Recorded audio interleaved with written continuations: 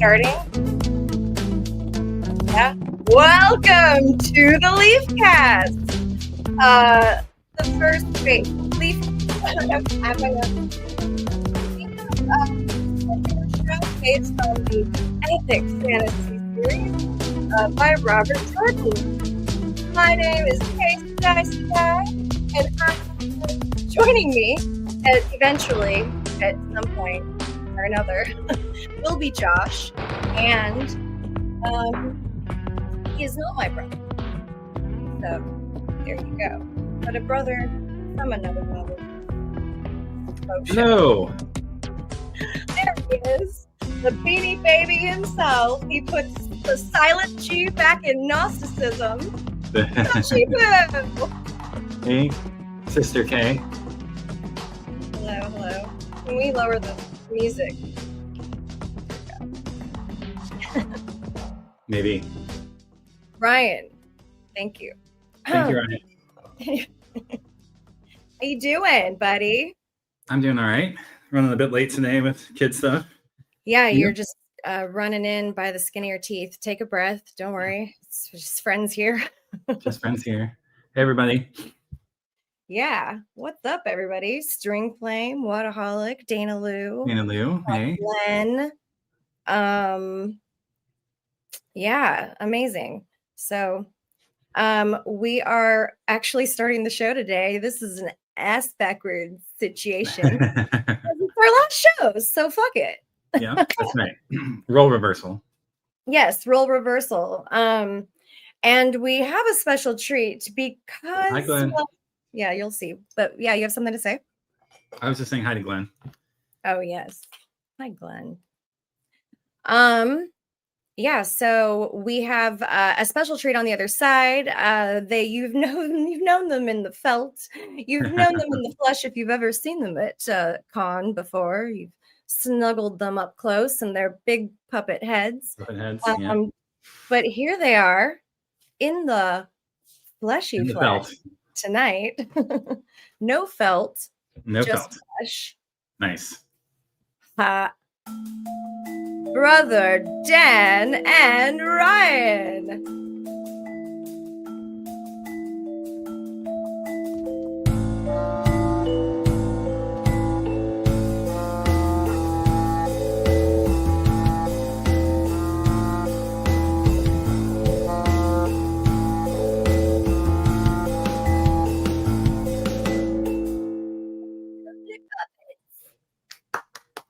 And they lived happily ever after, except for in the Lorax. Woohoo! Except for in the Lorax. I know, Jesus. Hello, Ryan. Hello, Dan. Hi, guys. How's it going? Great. Yo. Good. How are you, Ryan? I got the puppet here, so it's not too weird for everyone. The transition. I'm amazing. You're amazing. Good to hear. I'm feel like you're confidently shocking myself, me, brother Dan. Be confident. with all your beauty. Confidently yourself. Yourselves. Right. Look at those This sexy is our faces. time. This is our time. I don't know how You to guys set up know my if you've ever camera met for these guys, they're like the people. best guys, right? They are. The best guys. The brothers Brothers Grimm. watch and not solve. So now, Dan, that's for Patreon. Only That's for fans. top tier Patreon members only. Only so felt. yeah, Your Yeah, only we- felt site that you're about to open up. Yep. Only felt. Only felt. only Oh, felt. That works. Yeah. Fabulous. Holy shit. All right, well, hey, welcome to the LeafCast. This is no longer a first-time reader show, and this We're a is very completed well reader show. might be, and Oh. probably will be, the very last The LeafCast first-time reader show as we know Until it. you get your next batch of first time readers, so we all get to heckle. It'll be rebooted or something. We're still gonna. We got things in the works that we're talking towards to try to keep this group together. and Bezos whatnot, wants to but- do like an AI, like cover, rendition of the entire episode series, and I'm Nice. like, no. Well, and Elon Musk actually did send us a cease and desist regarding Josh's reference to grokking. But then he watched the show a couple times, realized that Josh was actually smarter than the AI, and is now part of the programming team. So congratulations, Josh. I didn't know Elon Musk had proffered that term. Yeah, guys. If I had time and like energy, I would have like gone back and like found some sort of like data as to like how many shows ago you guys started. Whatever, doesn't matter. We're on episode 215. Hell It's yeah! been You guys years. have been here the longest. Carissa has been here the longest. Chris has been here long, and we made it. We fucking made it. And I couldn't be more proud of ourselves. We did it. Creative projects are hard to maintain. Yeah. Like everyone's partners need to be like on board with this. Everyone has to understand that this is important to us and allow us time to do it. The amount of time it takes to do it is, you know, we have the live streams, but all the shit that happens outside the live stream, it equals it. So we're talking like 8 to 10 hours a week. We're like spending on this stuff. Marks. So brother Dan, marks. And how many books have been ruined? Dan, seriously, we could auction off your entire. So many notes. Right? So many notes. These are just characters and chapter points. You should submit them to the estate at the University in South Carolina for Robert Jordan. You know, I used to write in a more. Now I don't write as much, but in some of my earlier ones, like in 5, 6, and 7, there's a lot of margin notes. A lot of WTF. Gosh, I can just picture us all sending our books like, yes, put these in the museum of Robert Jordan's. We are we have at least 10 viewers and per here are episode. Yeah. Yes. Yeah, the shipping's kind of difficult, but yeah, I'll do it. I'd ship them out. Shit, I'd do it. I'd do it. I give away all my books. It's like, so books to me are like if someone if Ryan came over and he's like, hey, can I borrow a shirt? I wouldn't like give him like my favorite shirt of all time if I didn't think I was going to give it back. But I'll do that with books. I've given away so many books like from that Ryan had given me half of them, and the process just kind of goes. I'm like, oh yeah, I had that book. I look, I'm like, oh no, I think I gave it. Yeah, I gave it to that one guy. You know, it just. Yeah.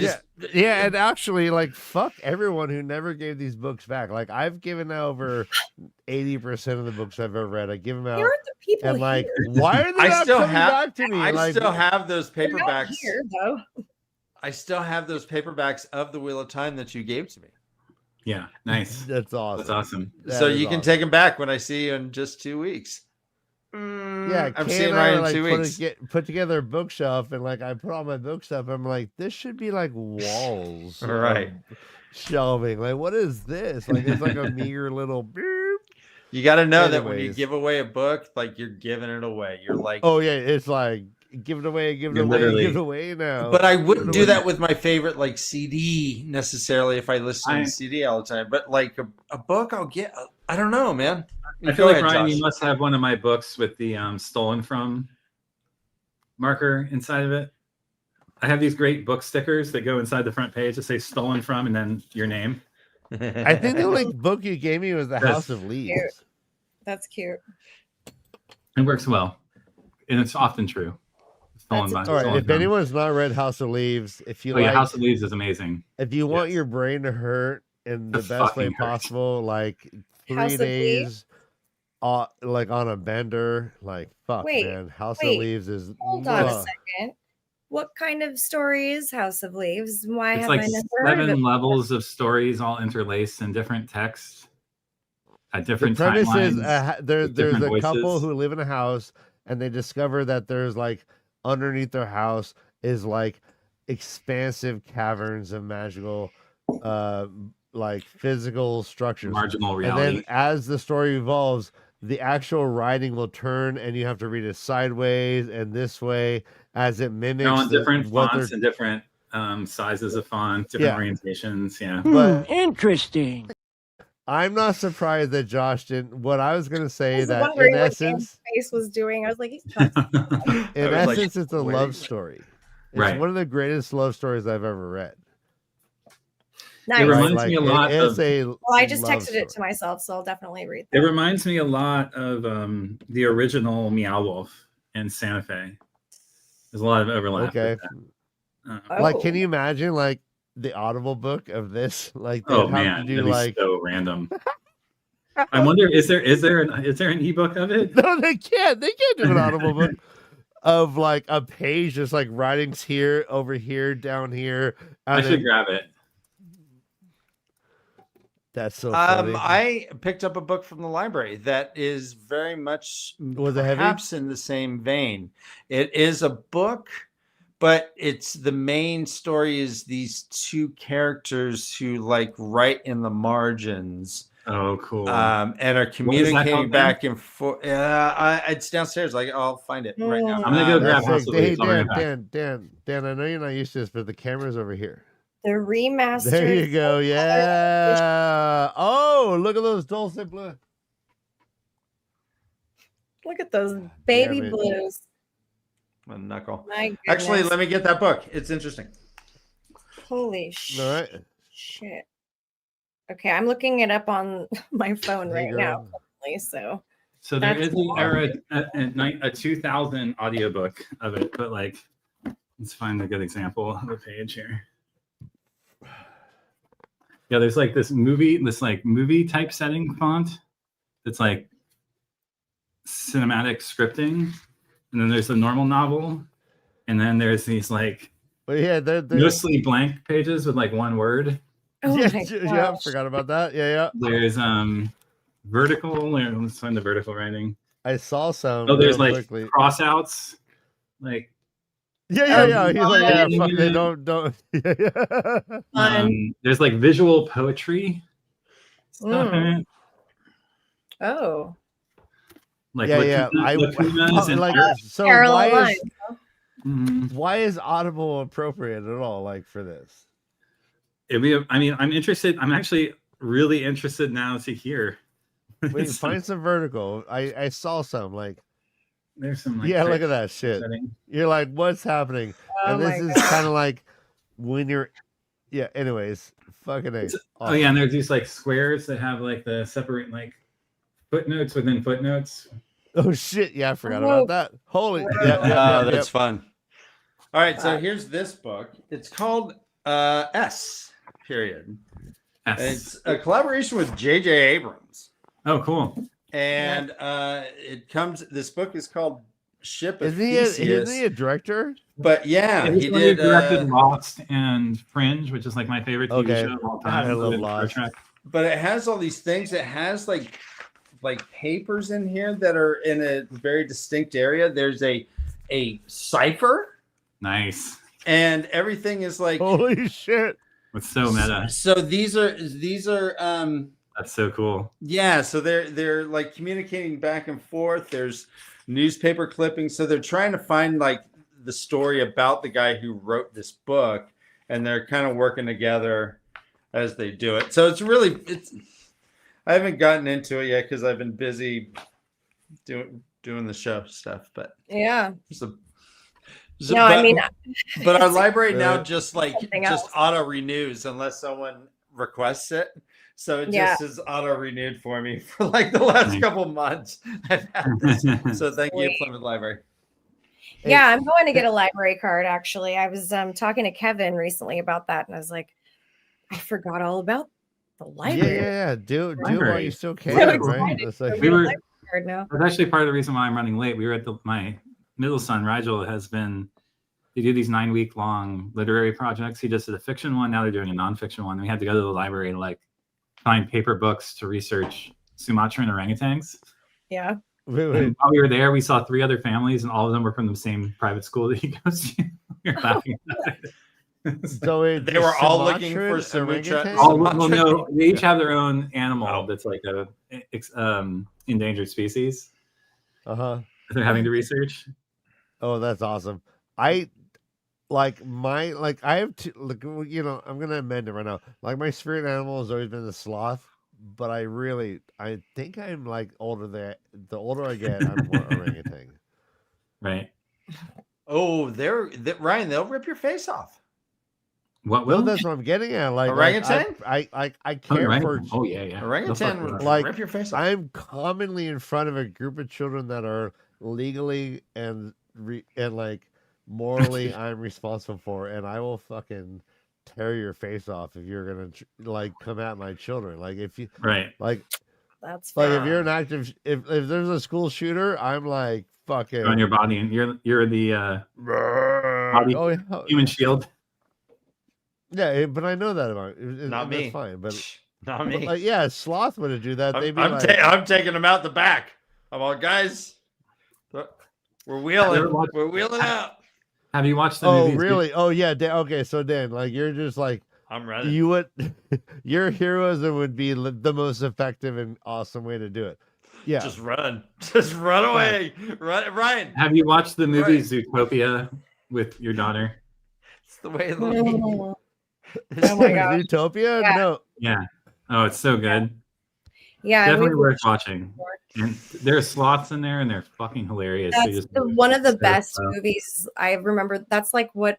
Oh my god! All yeah, right. she has a sloth, like little beanbag guy. Josh, does your kid have two left feet? Oh, so funny. It was in the DMV. This is the weirdest comment I think we've ever had. Priceless. I lost my shit. daughter definitely does not have two left feet. Probably my middle son does. I hear you. But my youngest is a lefty, so he definitely does not have two left feet. Does your daughter have two left feet? So let me pivot. Let's pivot this. Let me ask you guys. Wait. I'm sorry, Dan. Like he's explaining himself. He's not being offensive. He's saying the etymology. Oh yeah. No, it means left foot. Yeah, absolutely. Rigel means left foot. Yeah. What? It's the left foot of Orion. Yeah.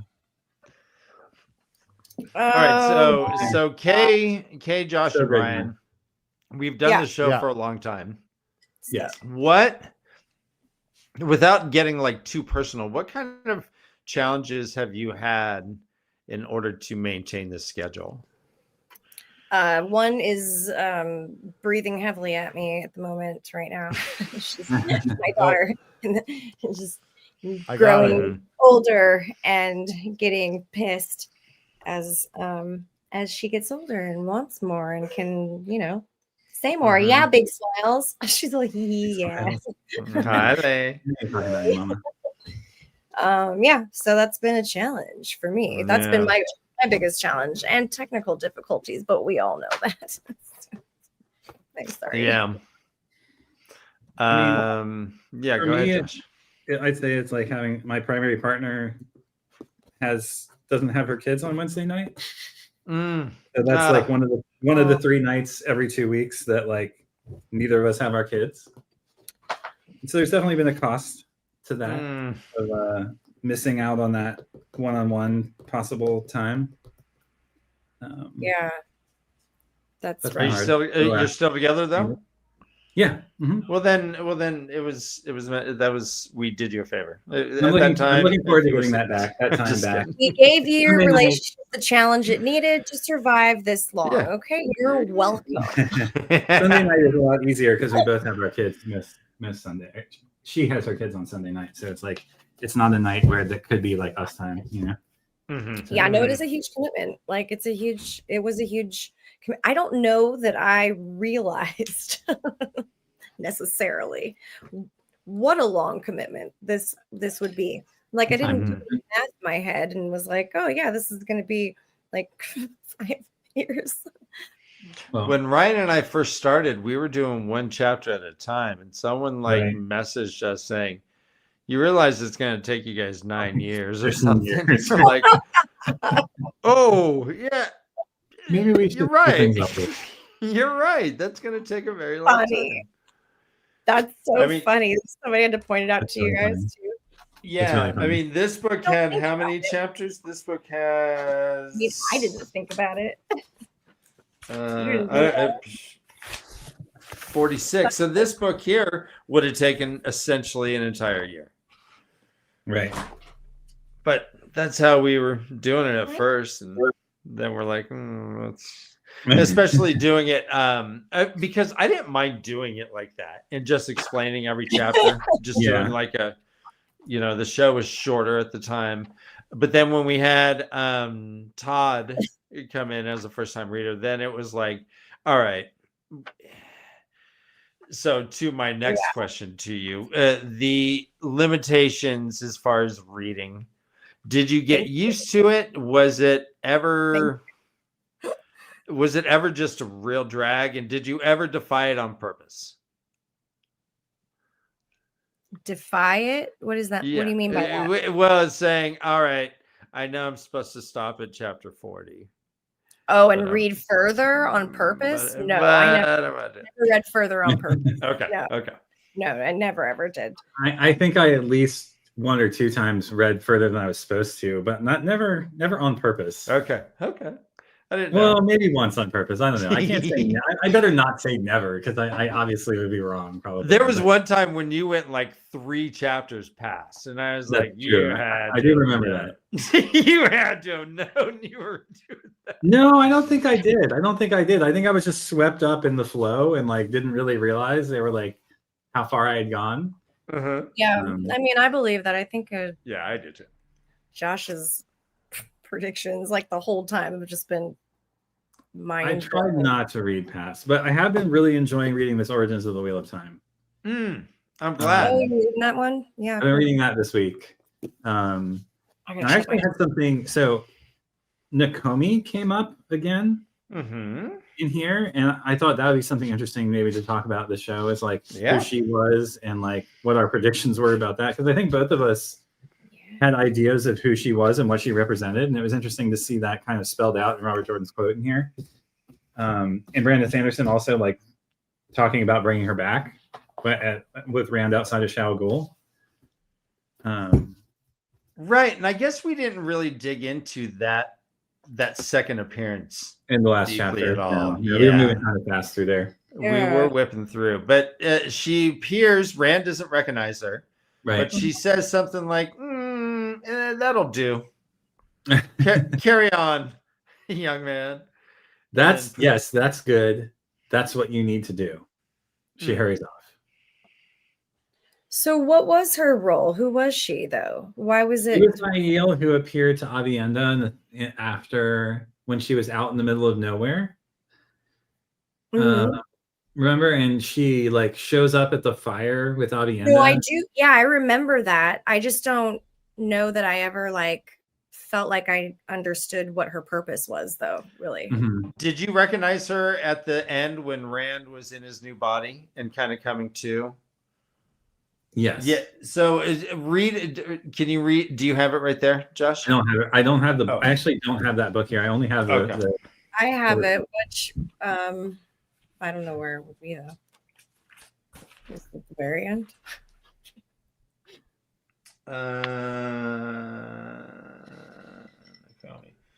No, it'd be probably 804. Because it's in the epilogue, right? Yeah. Yeah, I'll find it. You guys go ahead and talk. Well, I just thought it was interesting that Nakomi shows up just before Aviendha decides to go back in reverse through the columns. And I mean, I think at the time we did have some idea that she represented like the creator impulse, the creator deity. I don't even know what we call it, creator energy. Because she has this like comment about what is the quote? Let me see if I can find it. Our land here is called the threefold land. Threefold for the 3 things it did to us. It punished us for our sin. It tested our courage. It formed an anvil to shape us, which I love the blacksmith references. When Avi asked Nakomi about her sept, her answer is, I am far from my roof, yet not far at all. This is what got me thinking about like that she was of more than just this earth, right? Perhaps it is far from me. I cannot answer your question, apprentice, for it is not my place to give this truth. That's crazy. And then she basically like does like a Christ operation where she turns like unleavened roots into like delicious food. unleavened bread and these like unripe roots that like didn't have enough time to cook. She turns into this delicious meal and like feeds Avienda and then like vanishes. She says she has to go to the bathroom and then like disappears into the night and like Avienda goes to look for her and then like when she comes back, there's nothing left. I gotta take a shit. Yeah. Yeah. I'll be right back. Do you have paper? I'll find something. Where's your Farmer's Almanac? Here's the second one. And so, Carissa, this is at the epilogue. This is the first chapter of the epilogue. It's Rand. And he's slipping on his blood. And it says he tripped. The body in his arms was so heavy, he slipped to the ground. He could see just faintly a figure kneeling down beside him. Yes, a woman whispered. He did not recognize the voice. Yes, that's good. That is what you need to do. He blinked, his vision fuzzy. Was that Aiel clothing? An old woman with gray hair? Her form retreated and Rand reached toward her, not wanting to be alone, wanting to explain himself. And then she's gone. She's just gone. But that was the old woman, the old Aiel woman, who like whispers, yes, this is what you need to do. Yeah. But when I read it, it seems like she was as surprised as anyone and said, oh, okay, cool. But that works. Do you guys see it as like, oh, yes, he did exactly what was supposed to be done? Or like you happen to do it in such a way that works. Well, I mean, if she says, yes, that's good, that is what you need to do. I mean, can we say it was more prophecy shit?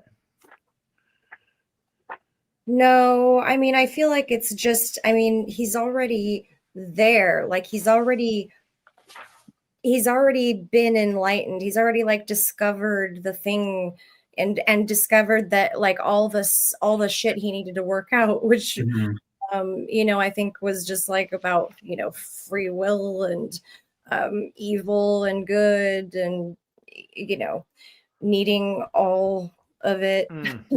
And yeah, no, I saw this just like as the last kind of like little like. Well, let me read the entry for Nakomi from this book. Okay. Among the materials Jordan left behind at his passing was a single line of instruction about a mysterious character who had appeared to Rand al'Thor as he left Shao Ghul. Quote, an unknown woman says to Rand, yes, that's good. That's what you need to do. She hurries off. Brandon Sanderson explains, well, the team had no idea who this was and, like the infamous pipe, had no idea why Jordan had chosen to write what he had. But I found it an intriguing seed. Reminded me of other mysterious events, like the voice Rand hears at the end of Eye of the World. Therefore, as I was working on the Avienda scenes, I decided to bring in this mysterious woman who I named Nakomi, a foreshadowing of the scene that Jordan had created at the epilogue. I love seeing this long tail looping back in the thread at this like pivotal moment for Avienda, you know? Yeah. I decided this woman was the creator's version of Shaidar Haran, something Jordan had explained a little in the notes. A vessel, a kind of avatar, but not quite. Shaidar Haran for the Dark One, Nakomi for the creator. But again, not actually the creator, something else, something close to the creator, and inhabited in part by something of the creator. As many have guessed, her birth is Jen Aiel. Yes, they're still around, a few of them. And providing the vessel who was the counterpart to Shaidar Haran was part of their purpose, lore, and identity.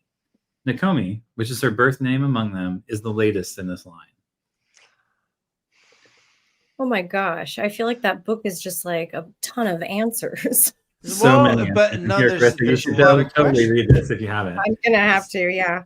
So what does this suggest that Nakomi was like begotten of man, was born and sort of, yeah, it does have a that's what it sounds like, right? So it's not which is even more interesting, right? That this person became somehow immortal or someone of the creator, but was still a human and was still born. This has a lot of Christ imagery in whether Jesus was, I guess, divine or not. And if we have Nakomi as being divine, which it sounds like, but not being created like Shaidar Haran, being actually born of the Gen Aiel like Rand was.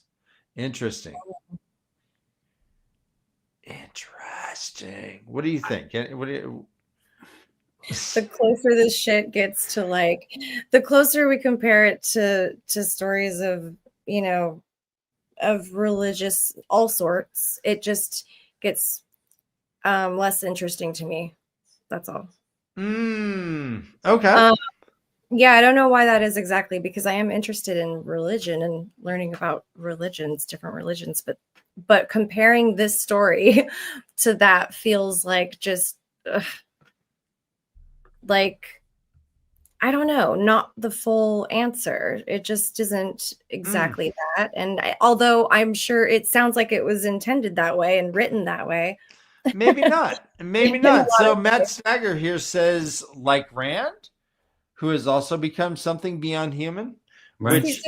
which raises the question. That's what's so interesting is that she's not unique. It's not like a Christ-like moment in that. And that's actually, I don't hate to bring this up, but it reminds me of Joseph Smith and Mormonism and the Church of Latter-day Saints, right? Like there's this idea of multiple prophets who are all embodiments of the Godhead in the flesh, right?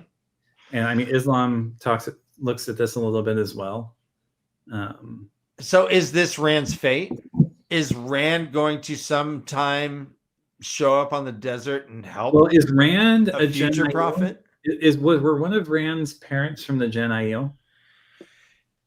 He was from the Aiel. I think it was Gen Aiel? Hold on. Yeah, I think so. Guys, was Jaredin? Was that his name? Jaredin? Was he Gen? Well, they're all Gen. They all started from Gen. The Gen were the peaceful ones. They're the ones who did not abandon the way of the leaf, right? Correct. Yeah. So they all started as Gen, and the other subsects are not Gen, if I'm correct. Okay. Sorry. See Glenn to the rescue. Yeah. Thank you, Daniel, from the Tardad. But the Gen, I think, was, I think all Aiel are from Gen. I think.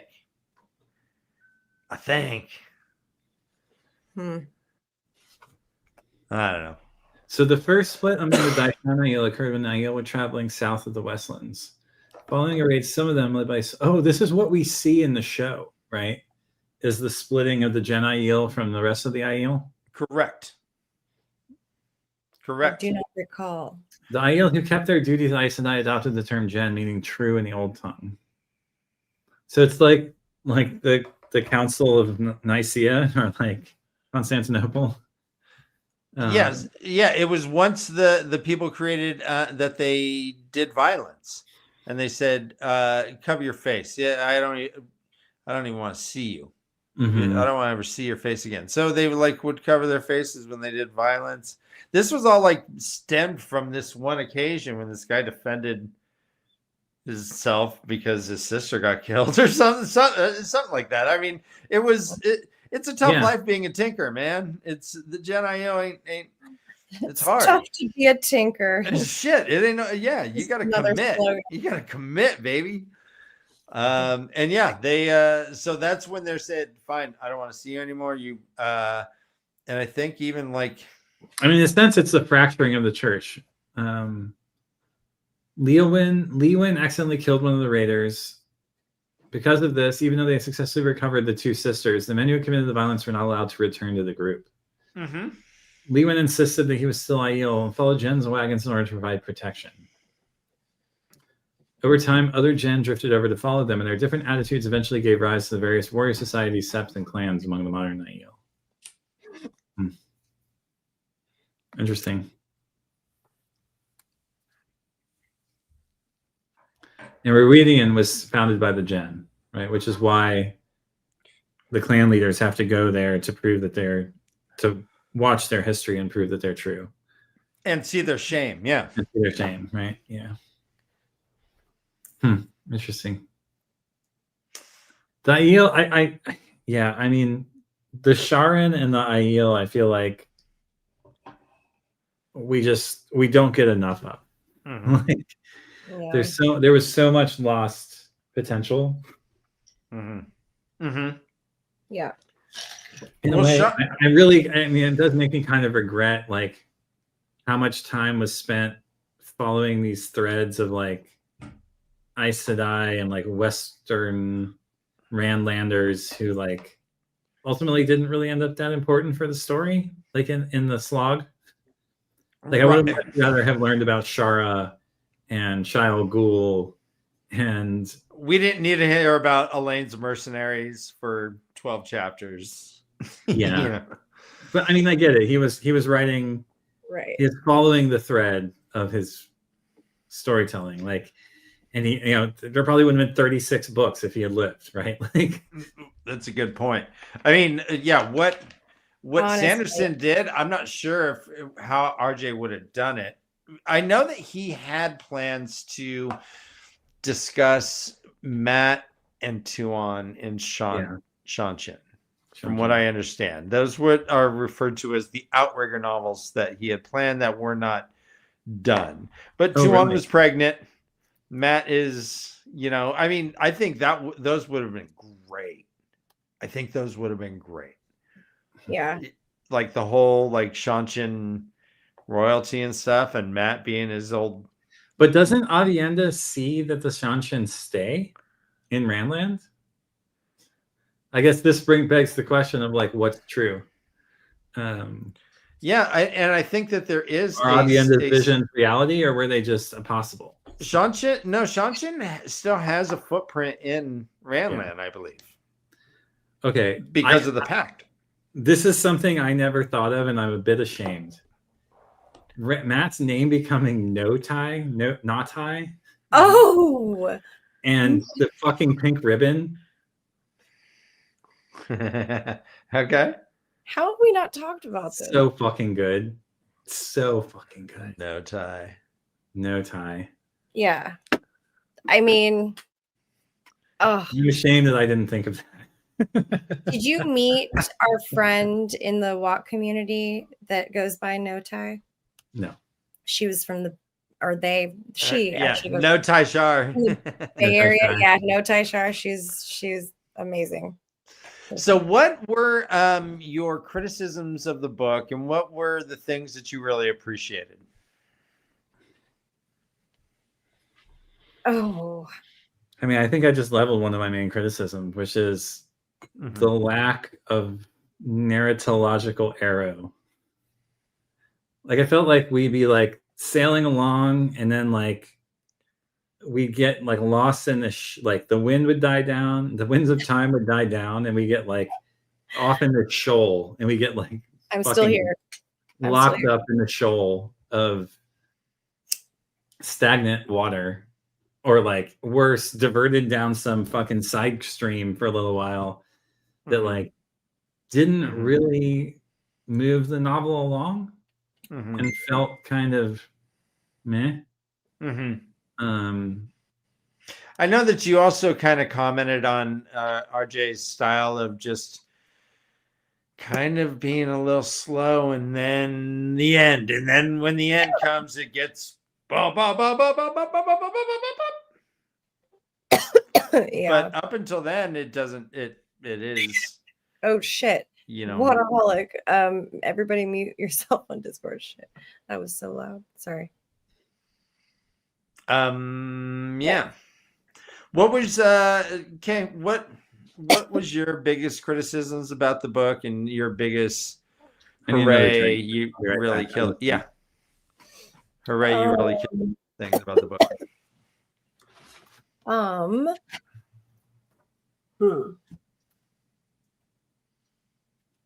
I mean, I didn't feel like, Matt was wrapped up very well. I'll just start with what I loved about it, because that's on my mind right now. Yeah, cool. Like I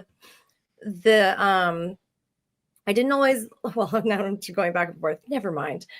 I didn't always love the battle scenes, but I did love this last battle and the way that all played out. I never expected it to be such an emotional journey for Rand, although I guess I just didn't expect that it would be written that way. Although that is what it did seem like the whole thing should come to, like, honestly. And I'm just so glad that it did. I loved how that all played out, like, in that way. I love that it wasn't like a fight scene, but it was like this just torturous, like, everything was involved in the battle. That's a hard decision to make when you're entering someone else's universe that they've created and then having to like battle one of their gods. Like the whole, how do you define that metaphysics when it's not necessarily been totally defined in the books, if that makes sense? Right. And so I wonder how many conversations he actually was able to like have. I mean, he didn't, I don't know. Yeah. Like, how many conversations did he have with him? Like, did he meet him? Did he really get that much from him? Did he just go off notes? He went off notes. Notes and conversations with Harriet and really? Their team. Yeah. Wow. And that's just such a feat to, and so, I wonder then, like, knowing that, then it really makes you wonder how different it would have been if Robert Jordan had written. But as Josh had read, this Nakomi character seemed like it was only maybe one or two lines of notes that had that line where the Aya woman comes up and says, "Oh yes, this is good," and then scurries off. And so Sanderson's like, "Well, how am I supposed to incorporate this thing?" And so I think he did it well by having her talk to Avienda first to introduce it, because otherwise it just comes way out of nowhere. Yeah, he did a beautiful job with so many things. Like, that was really well done. I agree. Like, that whole Nakomi thing was really well, like, woven in there and like seated really just perfectly. It was pretty, that's pretty neat. It also seems that RJ, within his notes, what was used were what we know of at least two direct from Robert Jordan was that Nakomi meeting with Rand outside of Shia Ghul and Rand getting his pipe lit. Right? So it sounds like RJ was trying to leave these really mysterious. Those are like the two big mysteries. Well, not the only two big, but those are two very big mysteries. And the fact that those came from Robert Jordan himself, I think is pretty interesting. He wanted people to not necessarily understand everything and wanted to throw some kinks into our perception of this, I think. Does that ring true with you? Yeah, no, for sure. It does. Sorry, I've got Layla and Ryan in the room at the moment. But yeah, it does. Ryan and she's been walking around. But I do think that it does. And I think that, like, it would have, I don't know, it was so ambiguous. I don't think that it would have been necessarily as ambiguous of an ending, though. Like, if Brandon what wouldn't have been as ambiguous of an ending? If Robert Jordan had written it. Wait, what do you think about the ending is ambiguous? I mean, like, to be interpreted in some ways, apparently. The question that led to this, Josh, was that the two things that we know that Robert Jordan himself wrote that were included were Nakomi leaving Shia when Rand leaves Shia Ghul, and him lighting the pipe. And these are two enigmatic scenes that I think is really interesting, that this is how RJ was choosing to end it. He really wanted to leave some mysteries. He wanted to leave these open-ended, a lot of, and I wonder how much more would have been open-ended. That's so funny that you said that, because exactly, I think that we would have gotten more of a closed situation if RJ had finished it, and it wouldn't have been so ambiguous. And I feel like maybe Brandon Sanderson did more of that, like, in that way, just to, I don't know, like, give it some legacy to like continue to like just have these discussions so that I feel like RJ was kind of open-ended with all of his things. Even like New Spring was kind of open-ended, even though it provided some answers. Well, yeah, but we're talking about the end of his series, and the only two things that like as far as examples are like the two biggest like. Well, Rand riding mysteries. off basically like into the sunset, like a Wild West, and like it ends like a fucking Western movie. It's not that's the pipe. It's a fantasy. I know, but it's a fantasy Western. Where like Rand suddenly has this new power. He can just think reality into existence. He even says he's gonna go southwest. So he becomes Moradin, but does that mean that Moradin is like serving the Dark One still, or he's just on his own? He just borrows Moradin's body. Yeah, Moradin died. Right. Yeah, no, I get it, but like, do you know what I mean? Like, or what role does he have now? Like, just nothing. He just goes off to the sunset and that's it. Like, he does nothing now. He's got to have some role in. Let's look at it through the Christ lens. What is important about Jesus Christ? His like abs. from an eschatological point of view. What's the important bit that makes Jesus special? Okay. What's the important bit that makes Jesus special and unique? That he died and came back to life. That's right. He's resurrected. All right. What happens to Rand? Yeah. He dies and comes back to life. Yeah. He's resurrected. Yeah. But he's resurrected not in his body. Mm-hmm. He's resurrected in a new body. Mm-hmm. A different body. Yes. A body of someone who in theory was evil. Right.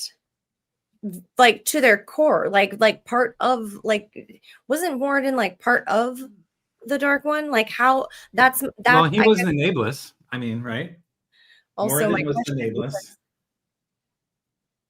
He was what? He wasn't he was the Nameless. Okay. Moradin was the Nameless. He was the Dark One's left hand. Right? Yeah. Right hand? Exactly.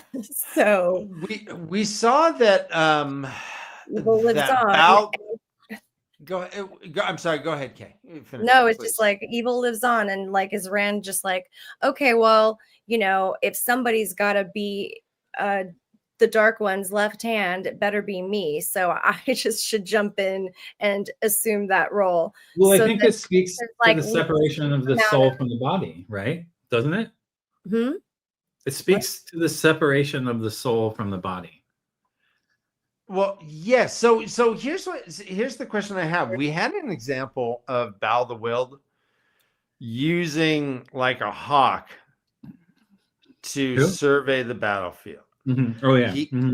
He pretty much warged, let's say, if I'm going to use the terms from Game of Thrones, he warged into this animal, which is similar to what Bran does to Hodor at times. He wargs into him to control him. Is there something to be said that this actually could be considered an evil thing that Rand did? Well, is warging evil? I mean, in Discworld, they say never to do it to a human. Well, in Discworld, witches can get second sight or third sight through an animal by like entering them and like moving their consciousness into them, and they look dead. Like they even like write a sign and like lay it on their chest, like "I'm not dead, dummy." You know, they'll return at noon. You know, like. So I mean, the fact that it is in another person's body is interesting, but that it was done with Kalendor is fascinating, is it not? Yes. It required so much to go right.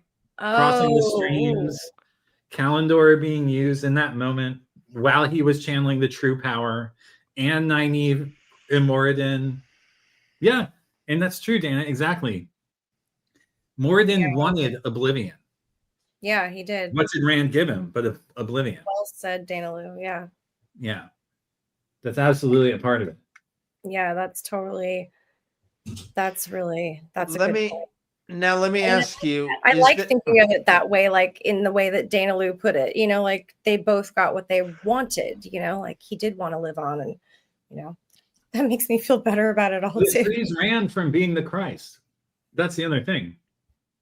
Being reincarnated into another body, he can literally ride off into the fucking sunset like he does. And no one knows him. And no one knows it. Well, the people who do know it are his lovers and fucking Catswing. Right. Yeah, but as Moradin, doesn't he still like now have like front row access to the dark? No, he can't access the true power. He can't access the one power. He has no power.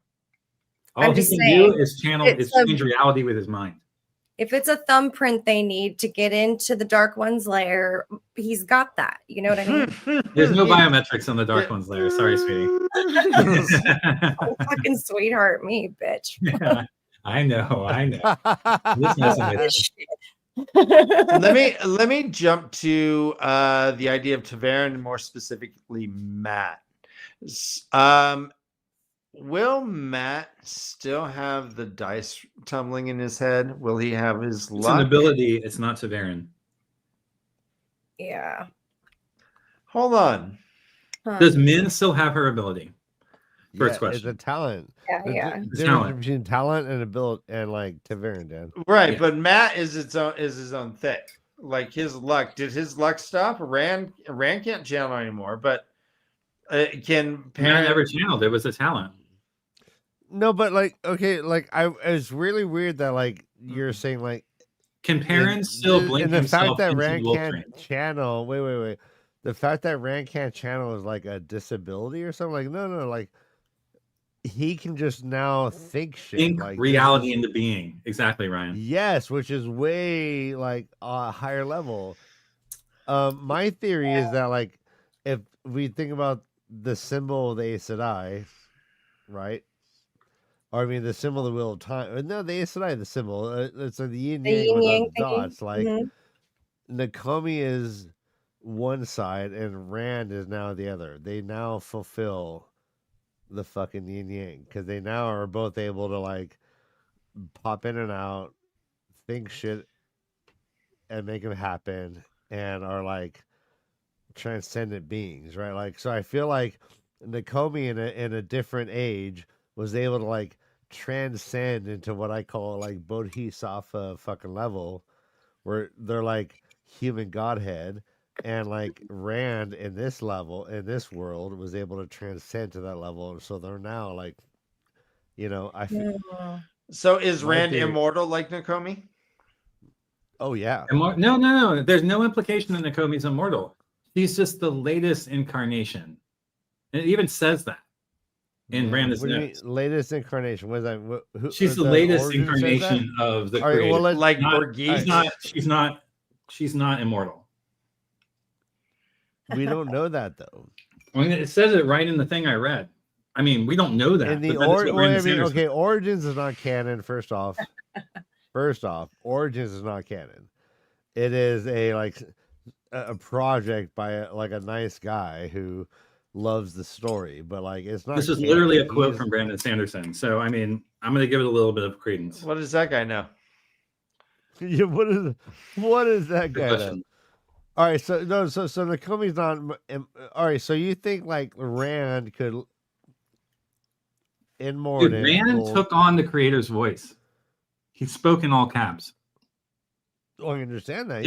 Rand's soul. So what does that mean about? So Rand in Moradin's spoke in all caps, not his body, his soul. His soul is what transferred into what?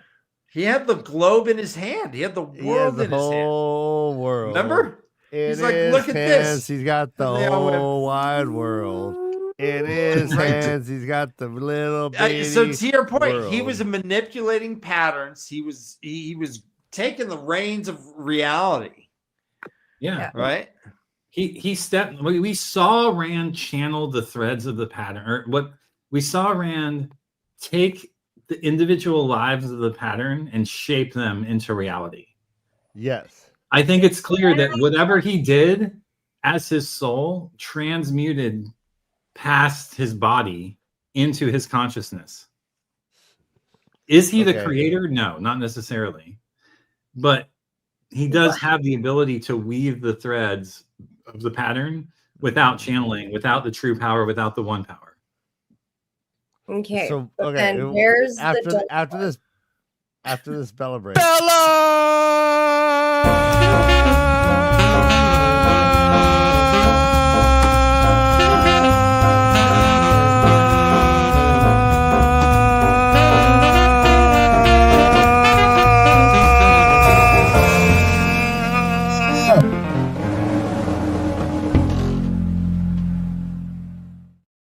Nice.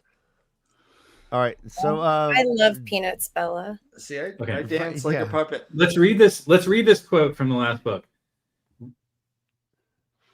Actually, so Danley says all the origins went through Harriet and Maria, just like the 3 Watt books written by Samson. It is all based on RJ's notes too. Okay, all right, yeah. All right, I'll be right back. No. Well, Quote, Rand dropped the bands of air that had never been completely there. The reality the Dark One had created, fragile, unwoven into its component parts. Thread of light spiraled out, quivering like the strings of a harp. They waited to be woven. Rand sieved those threads spinning about him, taking them, hundreds upon hundreds of them. There was no fire, air, earth, water, or spirit here. These were somehow more base, somehow more varied. Each one was individually unique. Instead of the 5 powers, there were thousands. Rand took them, gathered them in, and in his hand held the fabric of creation itself. Then he channeled it, spinning it into a different possibility. I mean, it doesn't get much more clear than that the dude literally has the fabric of reality in his hand. Like, yeah. So what does that make Rand? Like the greatest sorcerer of all time? I mean, he's the fucking what's the Saruman. Okay. Yeah, I mean, like, is it like, is Rand, not to go back to this point, but is Rand Jesus, like God incarnate, one in being with God? Right. I think that he's one of many incarnations of the Creator. Well, okay, let's not get into the fucking. I mean, that's such nuanced shit, dude. Like, is the Holy Spirit on the same level as God and Jesus, or are they on different levels? I mean, it doesn't really fucking matter. So they're all parts of God. Well, no, let me take this opposite view. Could it be that take it? The pipe was a one-off, and that Rand from here on out is really just an ordinary traveler that has no powers? No. Well, hang on. How would a Terangriel or a Sangriel respond to him if he couldn't channel? If he couldn't channel, how would a fucking Terangriel or a Sangriel or Angriel respond to him? That's bullshit. It's a stupid idea that the fucking pipe is somehow a Terangriel. Like, no. I thought it was just a regular pipe, and it, so it was like. Well, what makes it special? It's like Tommy Boy sitting at the end, and he's like, "I need a little wind," and then like the wind comes, he's like, "Thanks, Dad." And it's like, it doesn't mean that he's magic, like he can make wind all of a sudden. It just like there was just this one tiny little.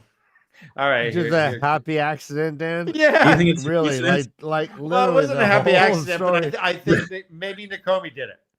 Maybe the trees, baby. Just when you think of the trees. Dan, I want to say fuck that. Yeah, go ahead. Poo-poo, fuck that notion. Rand is a transcendent being who can now just do shit with his mind. What that means for the Fourth Age is a whole nother discussion, but this fucker is alive and can just do shit with his mind. But he's not going, but right, is he going to? That's the question. Like, Rand, he doesn't want to. No, he learned his lesson. That's the thing. He created the reality that he thought should be the answer, and he saw it fucking fail just as hard as if the Great Lord had won. Mm-hmm. All right, there's no reason to believe he's going to use his powers other than to light his fucking pipe as he's riding off into the sunset. Okay, and I think that's the point. Hang on. I think that's go on. I think that's the point, is that he only lights his fucking pipe. He doesn't turn himself into a king. He doesn't fucking have 3 wishes. He literally lights his fucking pipe. The most innocuous, stupid fucking thing he could do. He puts on his cowboy. Right. I don't mean to. Lighting your pipe is important. All right, no. So I mean, like, if you have a big walk ahead of you. So Josh, one of the things like the fandom enjoys talking about, and I want to talk to you about, what is like, what is the 4th age going to be like, and how much intervention is Rand going to have? Is like we know he has. All right, so is he an absent father? Will he help raise his children? Or is he just going to hang out as a human being with no fucking magic or special powers? Sure. What are you talking? Okay. Why would he? No, I think Rand has learned. Rand has learned the hard lesson that you have to let humans fuck up. That we're all corrupted, fucked up creatures, fractured, broken, and that's part of our beauty. Like, we're like the fucking Japanese. Stop talking about Carissa like that. Yeah, we're the Japanese pot. Jesus Christ! Stitched back together with gold after it was broken. I like it. Ryan, you ever tried we're Japanese pot? Like all humans are Kinetsugi. But all right. Wait, Dan, shut up, Dan. Shut up, Dan. Shut the fuck up. Oh my God, Josh, what the fuck did you just say? Do you know what Kinetsugi is? It's when you it's a Japanese art of repairing broken pottery by putting back powdered gold or silver or platinum in between the cracks and putting it back together. Yeah, I knew that. Could ask me, Ryan. I'm sorry. I didn't know that. Come back, Dan. I'm sorry. I wanted to learn something, but apparently you already knew about Kintsugi and the art of Japanese pottery fucking correction.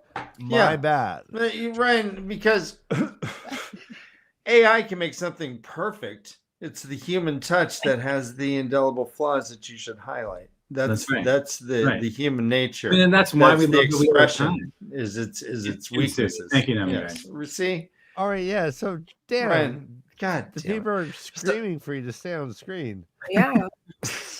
So it's not because of your fucking wit or wisdom, it's your fucking gorgeous face. They're like, Jesus Christ, gorgeous face. Dana Lou was so close to finishing, and then you dropped out. I'm bringing it back. I'm bringing it back. Bring it back. To what? The Rand in his own thoughts does not spare one thought to his kids. He thinks, I wonder which of my ladies is going to come find me first. He doesn't think about going and traveling to them at all. He is off to like see the world. He's like, yeah, never got to really spend some time in Aerodome, and maybe I'll go over there. Maybe I'll do this. Maybe I'll do that.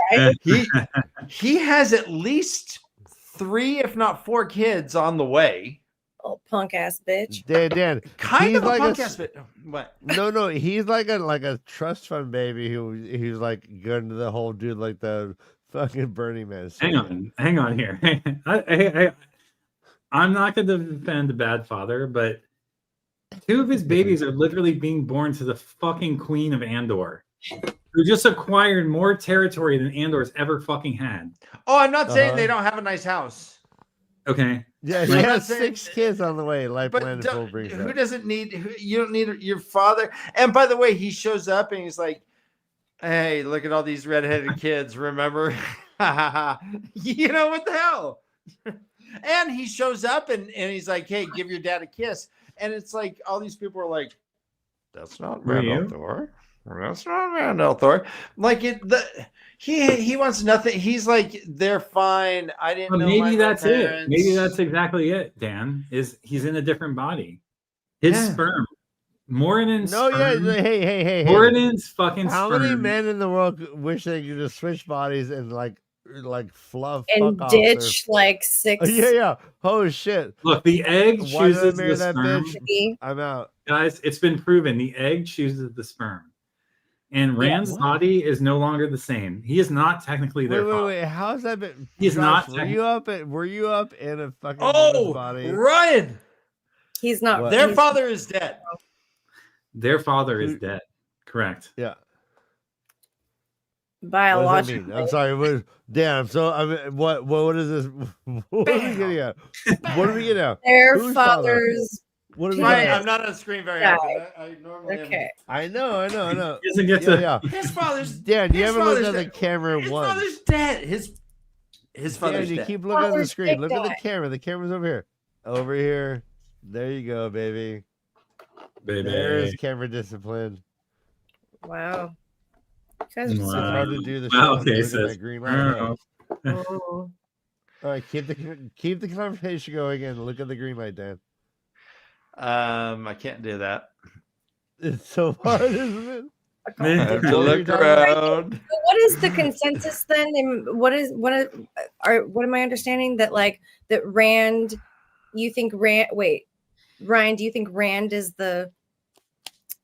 now the dark part, like the dark one, and Nakomi is the creator? No, I think Good question. I think that like Rand's an Rand absentee father. has transcended to a level of Nakomi. And I think like Rand's So yes, business will like very much look like what Nakomi did. Nakomi pops in, finds Avienda, implants the fucking seed in her brain, and she makes decisions that are going to affect the entire okay, but like future. in a negative. Okay, I get that.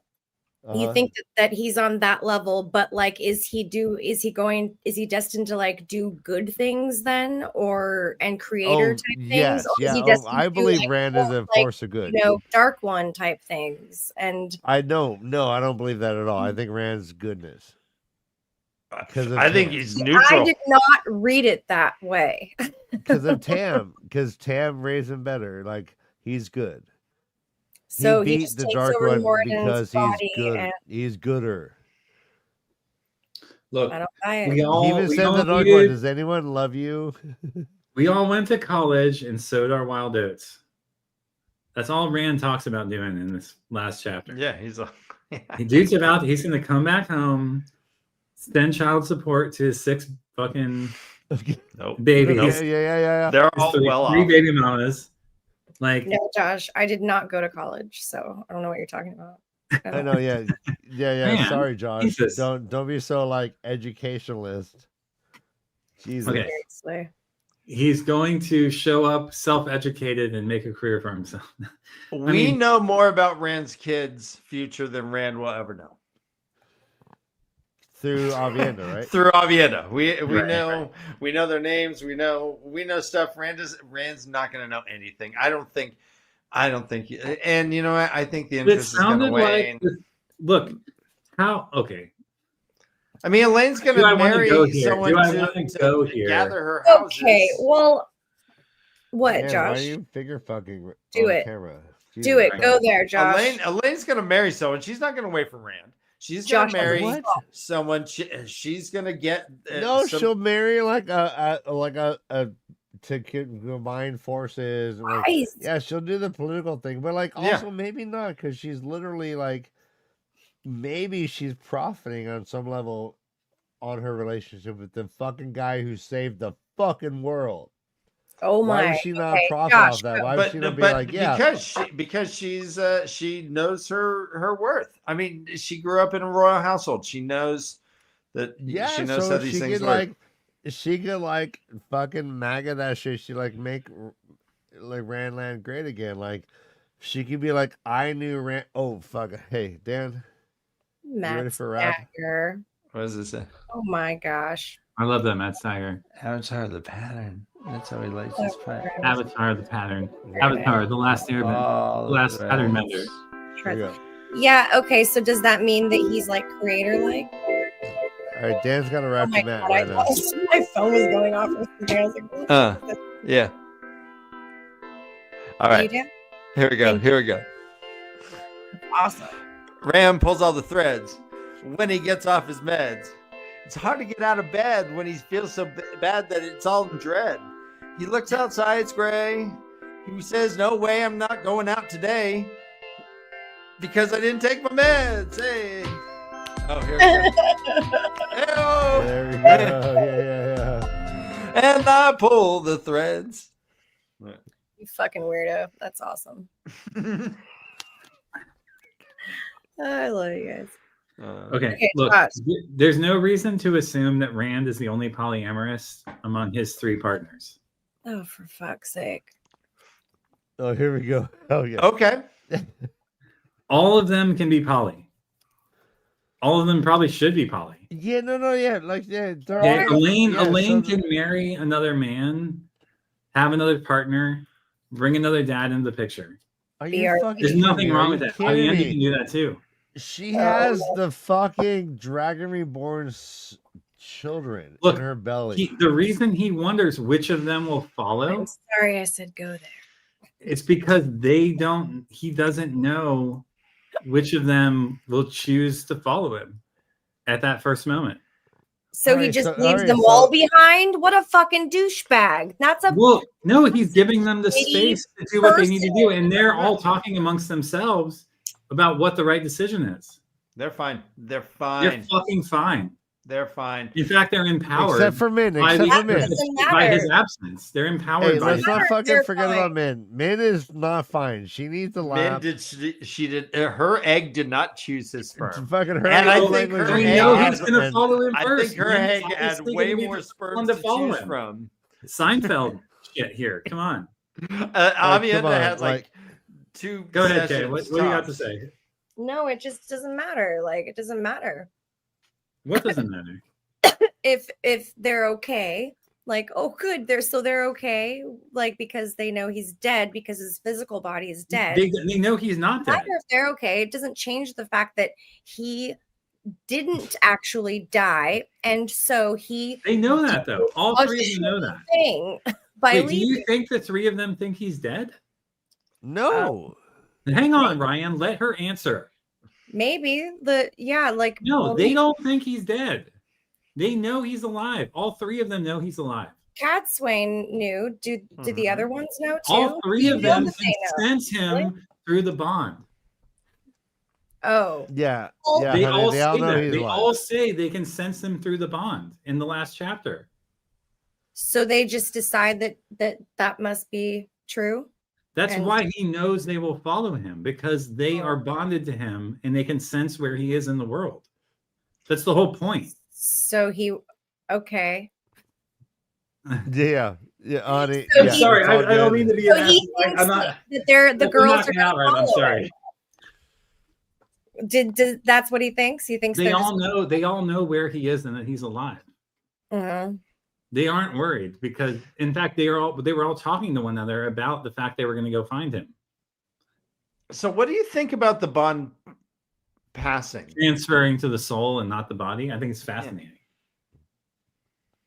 Yeah. I think it's fucking fascinating. But I think it makes sense that it's connected to the soul, not the body. The spirit. So that would have happened with anyone if this for chance just happened with anyone. I think so. Okay. Yeah, because in their world, like that's what happens. Like that's what happens all the time, right? Like I mean, it's a little weird that Elaine and Brigitta's bond did not continue. Hang on. What? Why did Brigitte and Elaine not stay bonded then if it's the soul, not the body? That's a great question. Fuck. That might throw a wrench in everything. Shit. Well, I mean, like, there might be, like, because Rand never died. Okay. He never died. She's a hero. He never dies. It was like, yeah, okay. This is not a resurrection. I feel sucky as an answer, but okay. I'll go with it. I mean, that's like,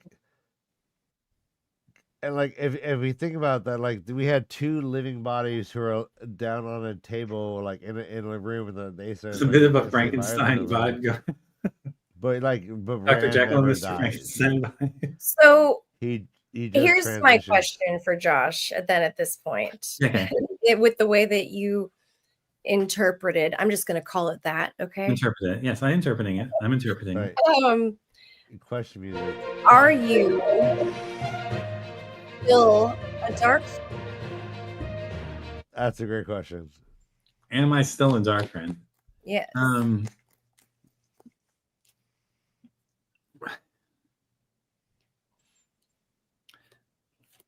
Rand did not stop the. Okay. So this requires a bit of nuance. Rand is not a It's a yes or no question. I'm sorry. Reclaiming my time. Reclaiming case I signed. It's a yes or no question. Please. I only have 5 minutes to debate. Okay, Rand is not a bodhisattva if he has cycled to perpetuated the cycle of rebirth and death for all of these souls. So am I still a dark friend? If the Dark One, the Great Lord winning, breaks the cycle of death and rebirth and frees all of the souls from the wheel of suffering, then yes, I'm still a dark friend.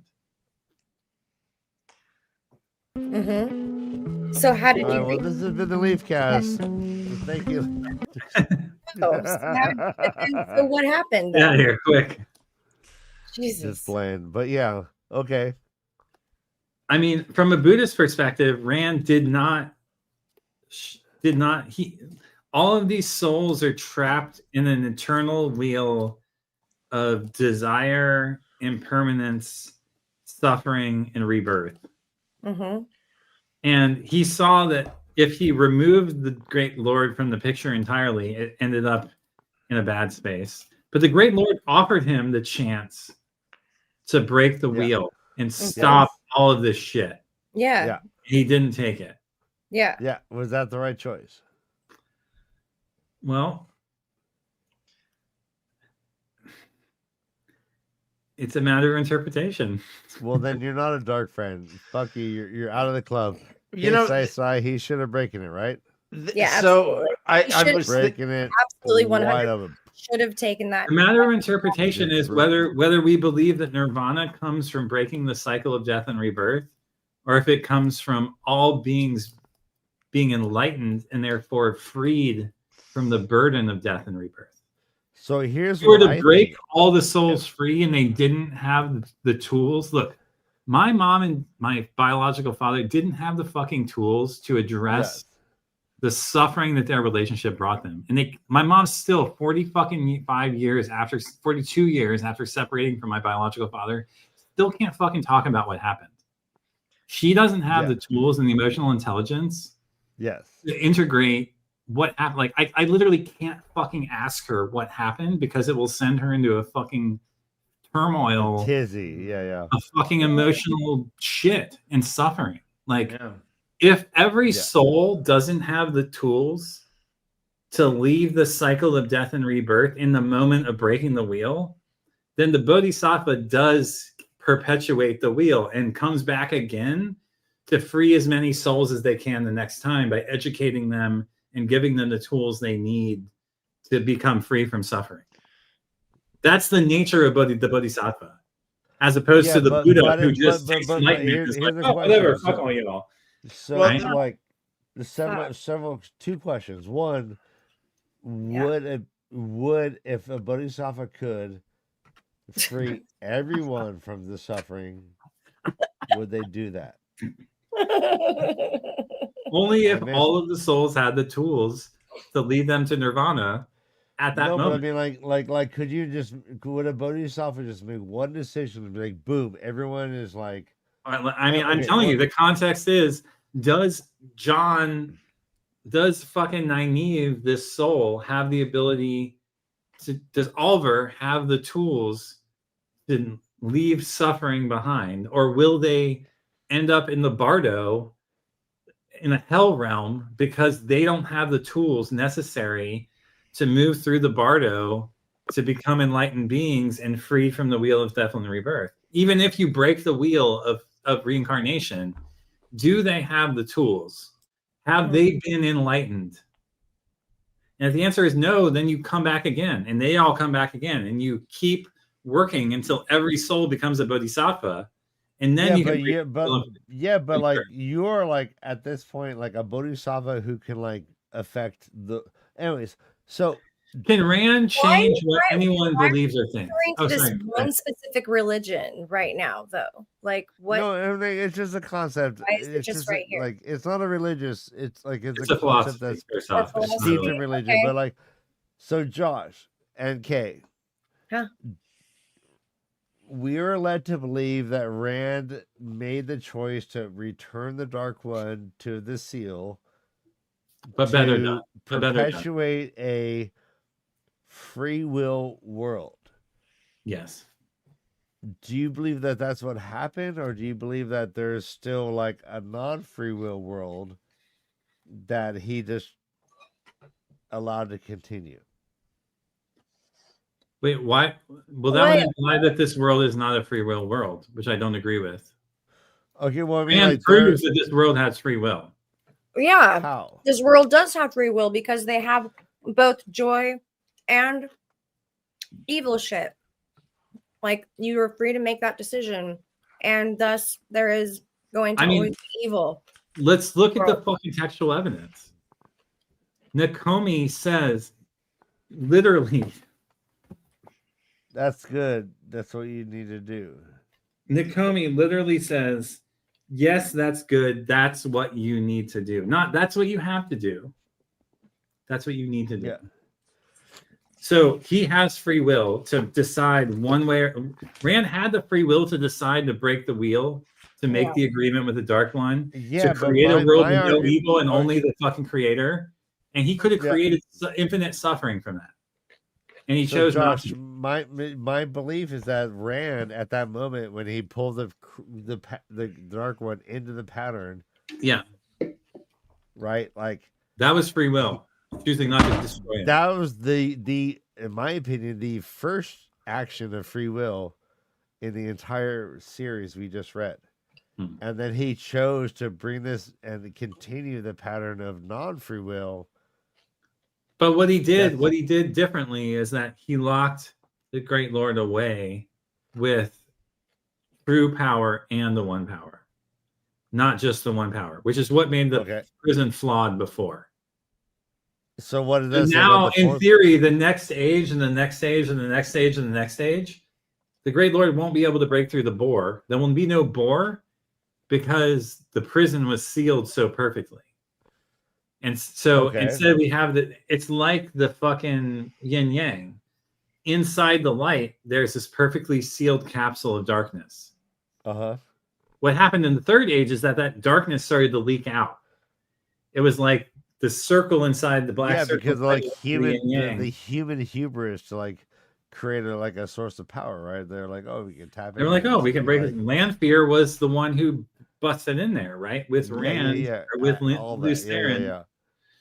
So it's now that there's this perfectly sealed capsule of evil that will continue to stay sealed because it was so perfectly created.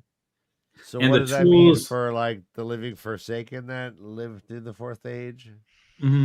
What does that mean like for if Rand the Forsaken are now fucking Shanshin? Are there any Forsaken alive who are not under the Shanshin's control as a Suldam? I don't think so. I thought Mogideon? I thought Mogideon was like... Oh, Mogideon was taken by... No, Lanfear. No, Lanfear's dead. Perrin killed Lanfear. Grendel... Okay, you're right. Grendel was enthralled Grendel was Avienda. destroyed by Avienda. No, she was enthralled. She was taken... Grendel was put under compulsion by Avienda by reflecting back Grendel's compulsion with the mirror. Yeah. So she's still alive. Is she just she's alive, but she's compulsed, and she's going to die worshiping Avienda. That's gross. So Josh, that's a built-in babysitter, guys. Built-in babysitter. Oh my gosh, Grendel the babysitter for the win. Yeah, like Hodor. What does that mean? So like, so if like fucking. Dan reference like Chunk, like fucking Chunk and fucking. No, Chunk had free will. I think Chunk was great. He did the truffle shuffle. Dan, you did the truffle shuffle. I did. I just didn't show it. I love it so Patreons. much. I call our puppy. Like these are the big questions. I think they're like literally up for debate in the fandom. Like we're at the point where like these are the shit that people like debate about. I mean, I do think that I think there was free will prior to Rand making that decision. Personally, I hear where you're coming from. I hear where you're coming from. But how does Taverin like? What are your thoughts? What Taverin is? Because in my mind, Taverin is either. Well, I think everything Rand's is free. ability Wait, hold on. resist. Everything is free will around Taverin, and the Taverin is the only free will at like manipulating the world to set off events, or Taverin has no free will, and everyone else just is like doing what they want. Mm-hmm. Dan believes in the latter. Well, so I believe that too, and I think Rand. What makes Rand unique is his ability to resist. Rand, Matt, and Perrin all resist the Taverin pull. We see it when Perrin goes to rescue Fael. We see it when Matt makes decisions that oppose his Taverin nature, and we see it when Rand makes decisions that oppose his Taverin nature. All three. I want to argue. Yeah, so, I want to argue though. Like, yeah, Perrin might have thought he was like pushing against the pull, but he saves Fael. Fael then saves fucking Over, who then rings the bell. Right? That doesn't. So the pattern adapts itself. That has nothing to do with Taverinness. But it can still. Go ahead, Dan. Is either an adaptation or it's predetermined? Guys, this is what I'm saying. We have prophecy. We have prophecy of Rand's battle. There was blood on the rocks of Shao Ghul. Yeah. He had to die in order to live again. These things were prophesized. I'm not sure why, where any of this free will came from. I think everything Rand did was he had no choice but to do what he did. I disagree. Rand knew the prophecies, and that's where it gets fucked. And that's where the debate comes in. But he was bleeding, he didn't cut himself in order to squeeze out, say, oh, there's my blood. You know what's going to happen doesn't mean that it's not going to happen, like, to you. Yeah, he was splashing blood. He died and lived again. It was out of his control. But the self-fulfilling prophecies... Like, I don't think think they were. Anyway. Whatever, I'll tell you later. We want to hear you. No, I'm sorry. Let Kay talk. Okay, go ahead, please. No, I just think that like the Taverinness to me was like it was definitely no free will like involved with anybody that was Taverin, while there was like Taverin pull, but I don't think that the Taverin people were like always Taverin. I think they were sometimes and then they weren't. And it was them making decisions that affected the pattern and the pattern affecting them, because that's what the Taverinness was the pattern affecting them, right? And then like that's what made sense to me anyways. Yeah, but we have like one affects the other. Matt was told he was going to marry the daughter of the Nine Moons. This wasn't a self-fulfilling prophecy. So like Kalendor, him grabbing Kalendor was a self-fulfilling prophecy. Yeah. But pretty much most of the other ones just happened. Yeah, he's like, oh, it says I need to go get this sword. That's not a sword. I think it's Kalendor. Oh, look, okay, hang on. There's a difference between destiny and predetermination. Uh-huh. And I'll fight this fucking battle on this hill. Like, just because something is destined does not make it predetermined. The pattern is not predetermination, it's destiny. And I think that's a really fucking important distinction. Is 100% destiny not predetermination? No. Rand Matt chose not to fucking see Rand's rainbow colors on multiple occasions in the book. Every single time it happens is fucking free will. Yeah, so that's why I think Taverin are non-free will and everyone else is. I mean, it's like the Taverin is free will. Everything around it is non-free will. And we see that over and over again. But that doesn't mean that not every... No, hang on, Ryan.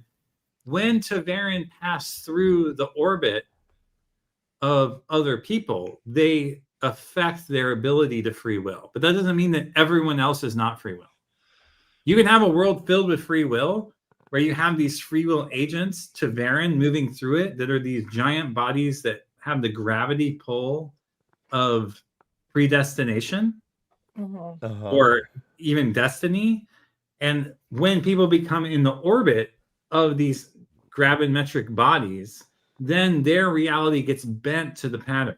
But it doesn't mean that everyone else who's not within their orbit isn't having free will. So okay, but how many times do we hear the phrase, "The pattern allowed this," or "The pattern does not want this"? You know what I mean? Like if you think about the entire, the wheel weaves as the wheel wills. The wheel wills, yeah. Which is one of the first things we hear from Moraine. Right. That we haven't, I mean, we talked about, but it's still, that shows sentience. My belief is that Rand is unique in all of the ages that have come to pass. And that's my belief also, Josh. Yeah. Rand is unique and has broken what the traditional equation is for all of the way these things work. And Matt and Perrin are as well. And what makes this age unique and different, and why it's able to do what it does, which is seal the Dark One in with the true power and the one power, is that they were different, that they execute a different reality than the pattern would normally have in force. And that's why we get this comment. That's what you need to do. Like not Rand that's what says, you have. He goes, I was raised different. Someone asked him, You why don't you agree, think you Dan. could do You don't this? think so. And he's like, Yeah, no, I mean, different. Perrin was prophesized. The Wolf King was prophesized. The Prince of Ravens was prophesized. These things, when the heroes see them, they call him gambler and they call him blacksmith. Okay. They are the archetypes that have always been. I don't agree. No, point, like Dan. what Min sees is not predetermination, but destiny. Wait. What Min witnesses in other people is not predetermination, but destiny. But if she's never wrong, then what's the difference between those terms? They're one and the same. Well, destiny allows the freedom to execute it on your own terms, whereas predetermination. I know, but what Min sees is never wrong. Like she's like, this is like a point that's hitting a fucking 100 times. But she never understands how. But the important bit with Min is she never knows how it will happen. What if she did? What if she said, hang on. Next Saturday it's going to happen? Is that predetermined then? Or she never says that. What if? So, well, she does. Look, give me fucking textual evidence that shows that, and I will agree with you. But she doesn't, and that's what makes it destiny and not predetermination. She knows what will happen, not how it happens, not when it will happen. Explain the difference, Josh, between those two. Yeah.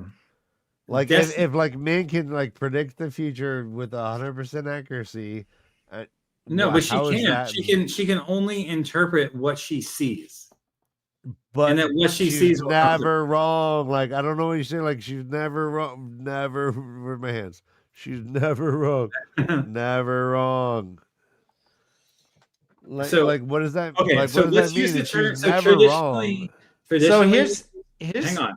Okay. Wait. Also, wait. But also, like she's like read the same person over time, and their shit changes. Yes. So does their destiny change? Yeah. And why would it change? The definition, as it's listed on this AI thing, it says the main difference is that predestination is the idea that a supreme being has determined all outcomes beforehand. Yes. Exactly. While destiny is a broader concept for a predetermined future, often influenced by fate, passion, or external forces without necessarily involving a divine plan. What's the difference between fate? What is fucking fate? Fate and destiny. Hang on. Fate and destiny are opposed. Fate is typically seen as an inevitable, unchangeable future determined by an external force. Yes. While destiny is more often viewed as a personal purpose or outcome that can be achieved through one's own actions and choices. Literally fucking free fucking will. No. Destiny is more often viewed as a personal purpose or outcome that can be achieved through one's own actions and choices. Literally free will. So there's no difference. There's no difference between like potential and destiny. Like is destiny potential? No, is destiny's like something. Destiny is potential. Look, Luke Skywalker does not necessarily like Luke Skywalker is the penultimate fucking explanation of destiny, like versus fate. Look, go back to the Greek myths. I mean, this is like Greek mythology 101. Why are we not seeing them being a product of the wheel? As the wheel wills, it has the Taveran itself, which is the pattern using these people. Why is this not predetermination? Because this isn't from a divine spot. Their souls are actually from a divine spot, correct? I'm sorry, go on. I want to hear what you have to say. Go ahead. No, I finished. What? Their souls are what? They are of the pattern. That's what Taveran is using. The pattern is using it. The wheel wills. It shows that there's sentience, and so this pattern is using these people. It is predetermined as far as I'm concerned, because there's prophecy and there's divine intervention because of this pattern involvement. So then let's remember the whole quote is the wheel weaves as the wheel wills, and human lives are what is thread into the pattern. Mm-hmm. And then thread to that doesn't mean those human lives are like controlled like a robot. They're just like, oh, we're just gonna throw this soul in. I mean, like that's, no, you're right. Yes, you're right. But like all the human, like it could be that the entire novel, everyone that's named in the book are human lives that the pattern throws in to create the outcome that it wants. But it's not necessarily that they're like throwing in like. But also, I mean, that's just. But doesn't the phrase all of that blows my mind, because like, how is it that like Loyal leaves the fucking setting years before, it just happens to be in the fucking library to meet Rand? That shit does not like speak of free will.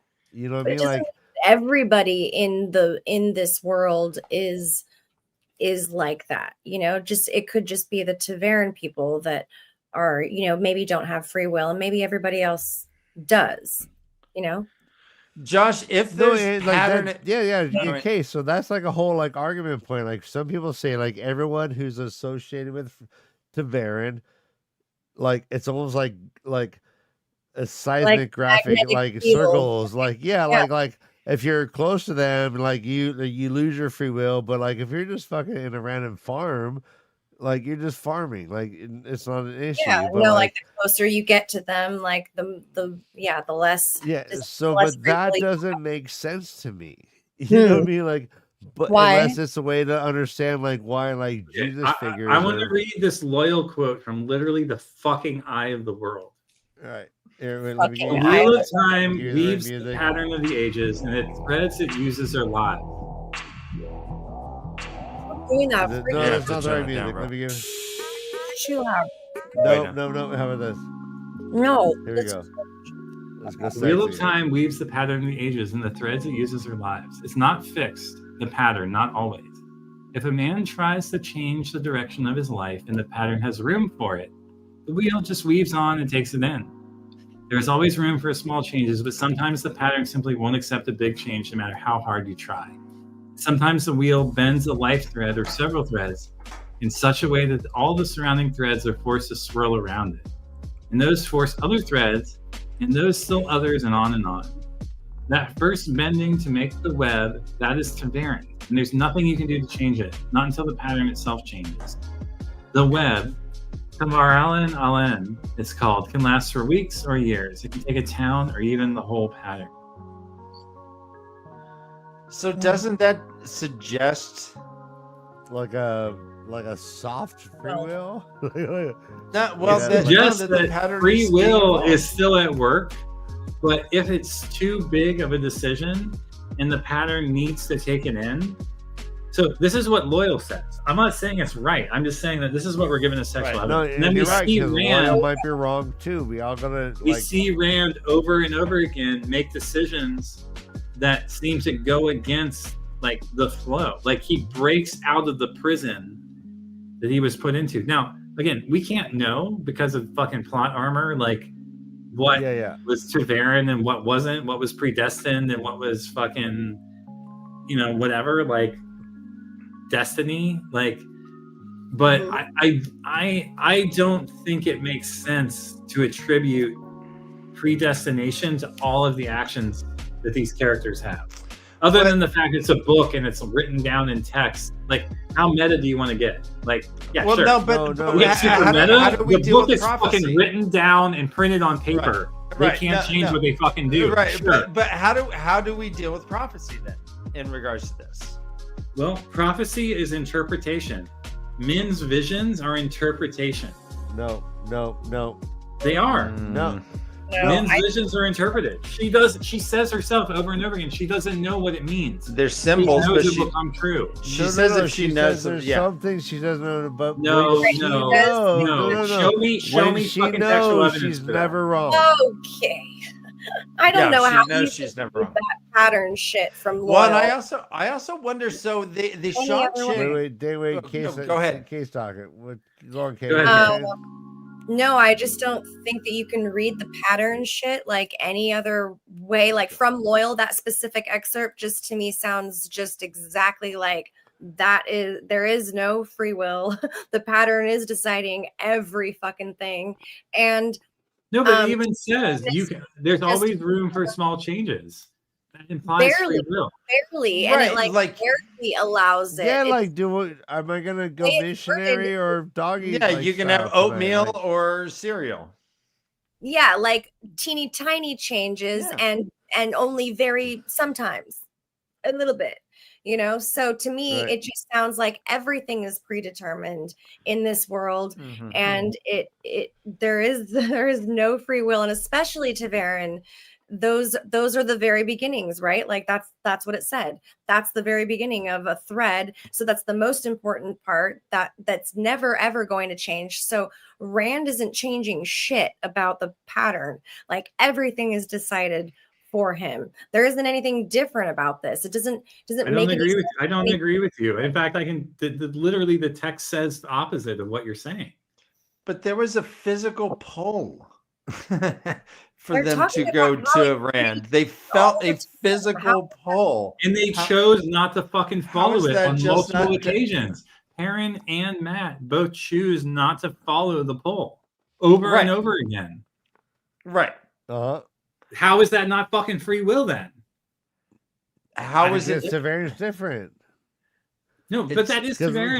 Because in my theory, Tavaren is. How do we know what that pull was? Tavaren is closer to Tavaren is closer to free will, and then when Rand battled the fucking Dark One, and they were both literally outside of the pattern, Rand literally executed the only true free will expression in the entire history of Randland.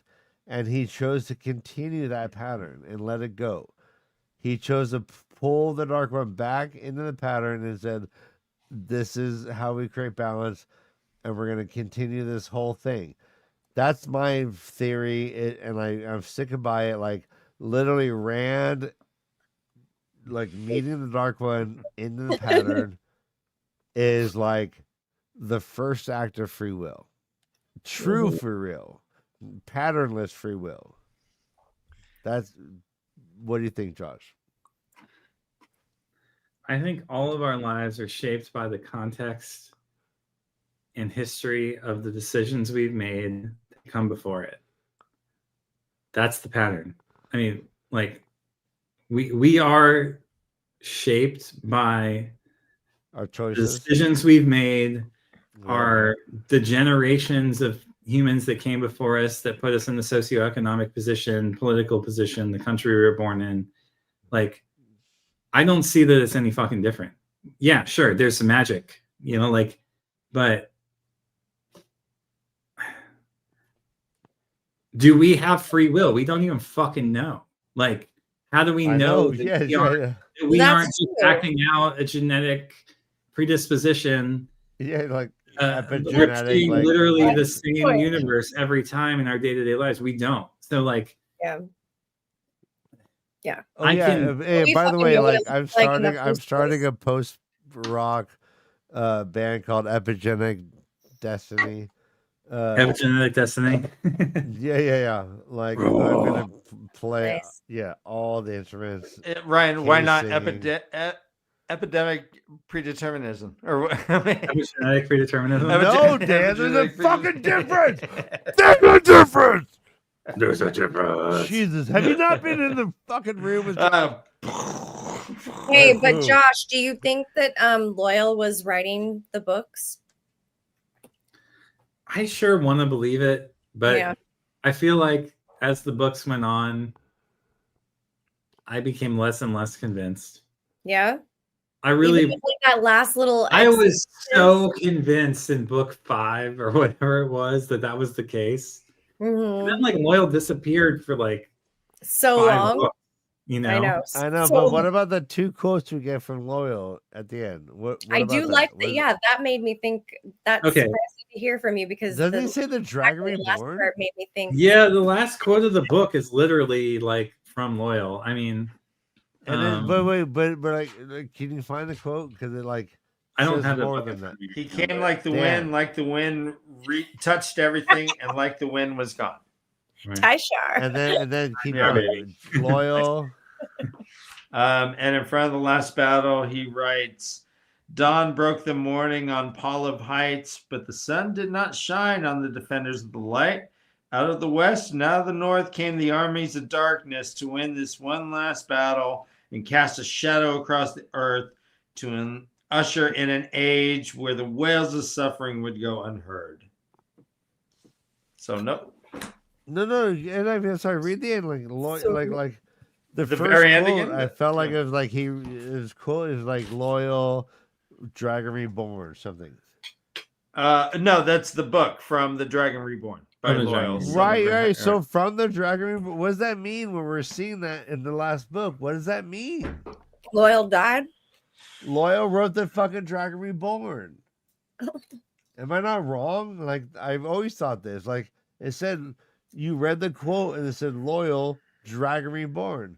We read a book called the fucking Dragon Reborn. Uh-huh. Did he That's write pretty that book? meta? Yeah, nah. I still think Yeah, he that's a wrote good the question. What do you book. guys I think? still think he wrote the books. When I read the last bit that he said, I totally was just like, oh gosh, yep, Loyal wrote the books. Look at that. Look, I mean, it could be Tom. Look, in some turning of the wheel, Loyal wrote the books. In another, Tom and Loyal wrote them together. Ooh, okay. In our turning of the wheel, Robert Jordan wrote the books. Not even like fucking what's his name? Swear to God, Josh is just saying shit to get reactions. Wait, but he's James Oliver Rigby wrote the books. Yeah, so Oliver Rigby like future quoting Loyal in the Fourth Age. Yeah, why not? Yeah, hey, I have a question. So, hey, Tamarin Poe, bitch. You were talking about Min's visions and how there's a lot of it is symbology, and she doesn't really understand a lot of them. Yeah, she's going to be a doomseer for a country that is really into omens and understands symbology to a certain degree. Do you think that she's going to become a better at understanding the visions that she sees as a result of her time with I think Shanshan? Tuan and Min, I think a Shanshan worldview and Min together bring a clarity that Min lacked. Mm-hmm. Absolutely. I like that. Yeah.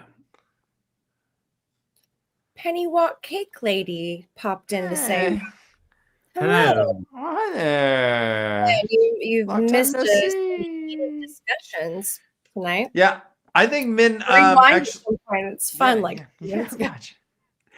I think Min actually is going to level up a bit too with the Shanshan. I think she's going to understand a lot of her visions because she'll tell it to Tuan, and Tuan will be like, "Oh, that means this." Yeah, we have these newfound context. She's gonna start out like this and then end like this. Yeah, Tuan Selleck. Her final form.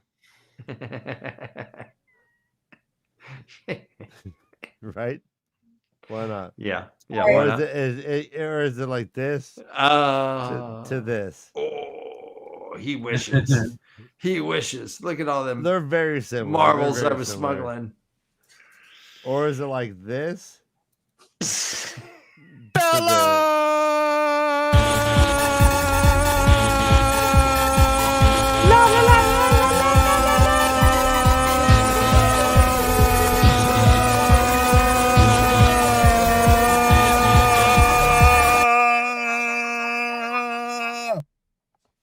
Dan, we're just like, is Tavarin like responsible for the ending of the show? What's going on? Like, because this is ending. What? Like, the LeafCast is stopping. This is the last fucking LeafCast. Yeah, we're gonna officially figure out what's up, Men but we are predicted done it. with the bugs. We are done with the bugs. It's Fuck not yeah. todos, no más.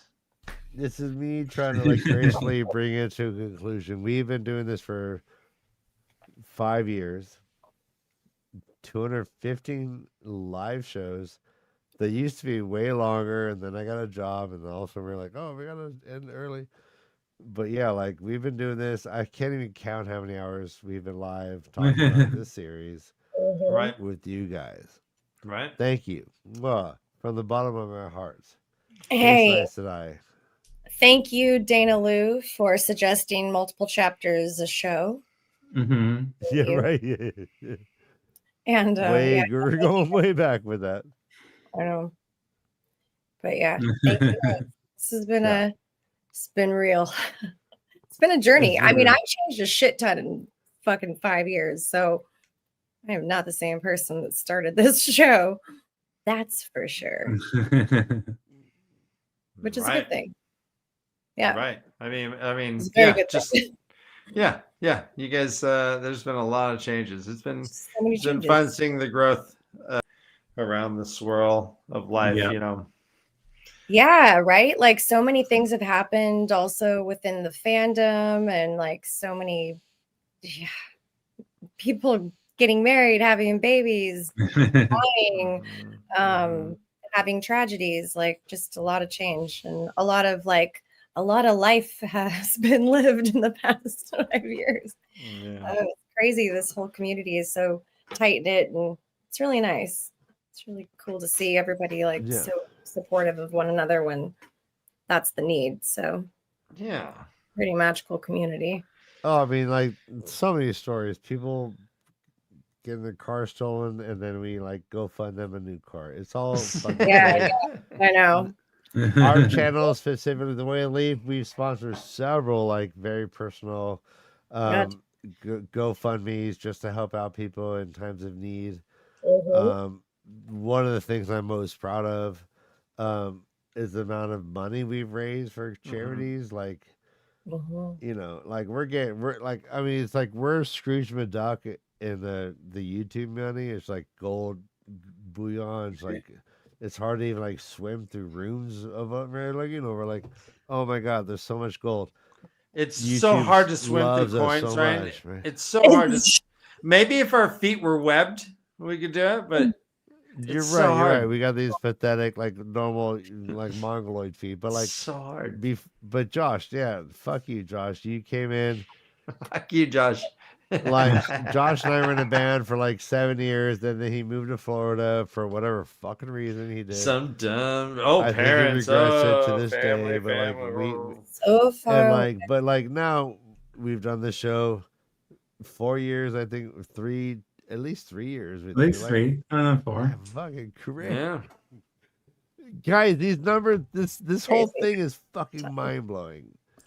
Like, try and get a D&D group that will stay along this like right, like you like in your own personal lives. Try and get a fucking reading group that will like stay together. No, we did it. We fucking did it, and we got through the books. High five. And we look at this, Dana Lou. yes, Dana Lou. Yeah, to repair her house. I wasn't gloating. I just want but you're one of them. I was so happy that we got to help you, Dana Lou, because you helped us. And this is what it's all about. But yeah, it's like guys, like that's such a cool thing that you guys have a platform to be able to do shit like that, though. You know, I mean, that's such a cool thing that you've built. And like it's really the, hats off to you two, because like the consistency is there for sure. We did it. Like just the grind of every week, like hell or high water, you two have to put together 2 shows, not just one, but 2 fucking shows a week. And that is no small feat. So really, I don't know how you do it. Honestly. I've been so frustrated with Ryan. I've been angry. I've been it's not, and I've also had the fucking greatest, funnest nights of my life with this guy. I mean, so Ryan, thank you for setting all this up, for getting us. Hey, I'm glad to be everything for you. Like, through the highs and lows. Yeah. I mean, like, like equally, Dan, I hate you and I love you. Yeah. But like the love is way more great. You guys, I'm getting a little teary-eyed. I didn't know it was capable. Well, I mean, like, this is a huge thing. Like, this is the end. We did this. There's so many first-time reader shows that literally never get past book 7. This is the whole thing. We did it.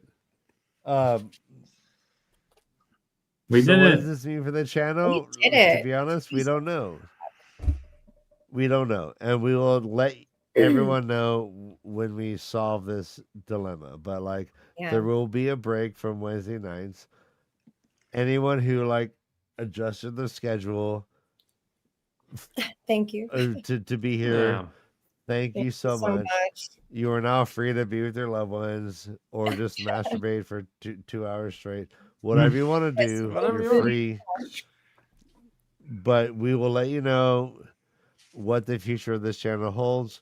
Sundays are still happening, but there's a very strong chance that we will not be doing 2 shows a week. And yeah, let's just thank you so much. Dan, do you have anything to say?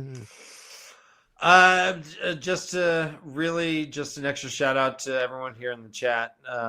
Every face is familiar, and it like has a warm spot in my heart when I see your name. So I'm just so really grateful to have just friends around us for this show the whole time. I mean, we're just silly pups and drag, and and Josh and Kay, I'm so indebted to you guys for spending years of your life. Oh, for real! Like, this is crazy. No, serious. Thank you, guys. I'm so glad to do a creative project with you guys. This was fun. Yeah, it's been amazing, and I can't wait to see what we are doing in the future, because we are doing stuff. This is just a regroup and philosophy next, coming up next, right? Yeah, we got we got a fucking channel. We got the philosophy. I got that 14,000 subscribers. I'm sorry, 1,400 subscribers. Yes, Iris Bear, definitely go check out Sundays, because I think that it sounds like that's probably going to be the time slot for now that continues. But I'm sure you guys will announce on Discord or whatever. Yeah, and figure it out. But like, do a post. It's not just the puppet. I dance. Conventions in the future, but yeah, like, holy shit, guys. Oh, by the way, Sanderson is going to JordanCon, I think. Nice. So that is nice. Oh, cool. Wasn't he there a couple years ago? He was there when I wasn't there. No, we were there. I thought we were there together when he was there. And Sanderson was there? I don't remember. I don't think so. I thought he was there like 2 years ago. Yeah, he was in the other room. Never saw him. I didn't see him. He didn't go to the smoking section.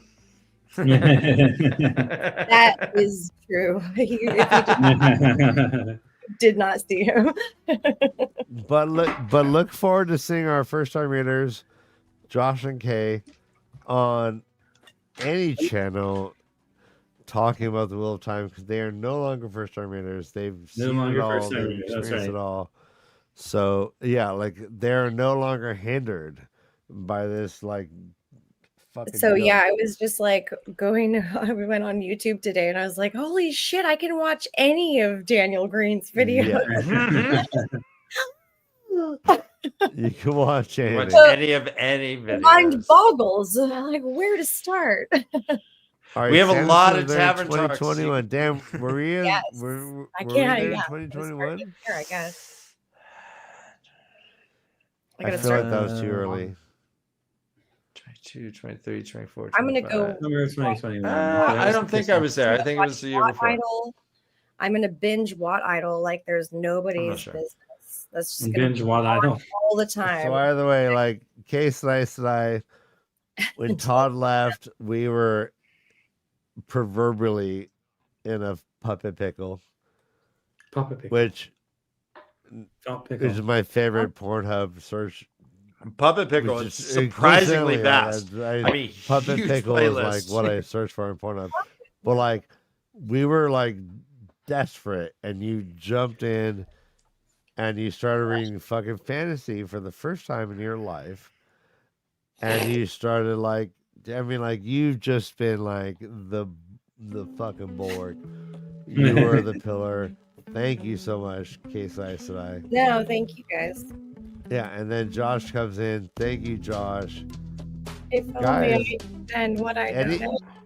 Any thoughts before we leave? Like, what has this experience been Ooh, like? okay, nice. Right? This is Ryan's little girl puppet.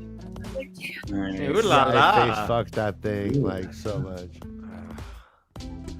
It's hard to clean cum off that felt. You know, It's hard to there's think of. no armholes. She's just lip. But for real, like Lip mouth. this is your time to like talk to the fans, talk to us. Like, any thoughts before we literally wrap up this fucking entire experiment?